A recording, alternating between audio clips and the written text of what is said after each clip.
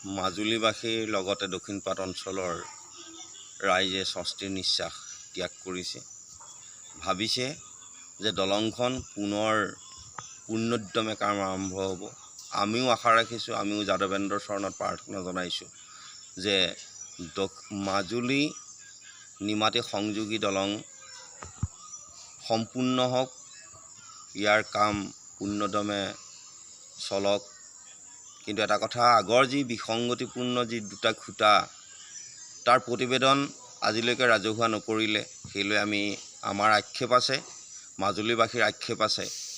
গতিকে আমি আশা ৰাখিম যে যিসকল নিৰ্মাণকৰ্তা, যিসকলে দলঙৰ কামত অগ্ৰিম অধিকাৰ গ্ৰহণ কৰিবলৈ আগবাঢ়িছে, তেখেতসকলে এটা কথা লক্ষ্য ৰাখক, যাতে আগৰ 8 নম্বৰ 11 নম্বৰ খুঁটাৰ দৰে যাতে পুনৰ দলঙৰ খুঁটাত বিসংগতি নহয়।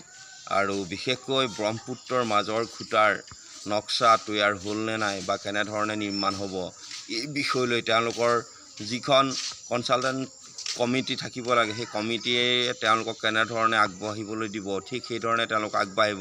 বা কমিটি নিৰ্মাণ হ'লনে নাই সেও বৰ্তমান মাজুলীবাসী অজ্ঞাত হৈ আছে। গতিকে এই সকলোবিলাক কথা তেওঁলোকে ৰাজহুৱা কৰক। বিসংগতি খুঁটা দুটাৰ বিষয়লৈ তেওঁলোকে ৰাজহুৱা কৰা ভাল, নহ'লে মাজুলীবাসীৰ অন্তৰত সদায় এটা চাপ সোমাই থাকিব যে প্ৰত্যেকটো খুঁটাই প্ৰকৃতাৰ্থত বিসংগতিপূৰ্ণ নেকি, বা বৰ্তমান নিৰ্মাণ কৰিবলৈ যোৱা খুঁটাটো পুনৰ বিসংগতি থাকিব নেকি। এই প্ৰশ্নবিলাকে মাজুলীবাসীক কেনেকৈ আশ্বস্ত কৰিব, সেই লৈ পেলাই নিৰ্মাণকৰ্তাসকলে এক প্ৰতিবেদন আমি ৰাজহুৱা কৰিবলৈ আহ্বান জনালোঁ।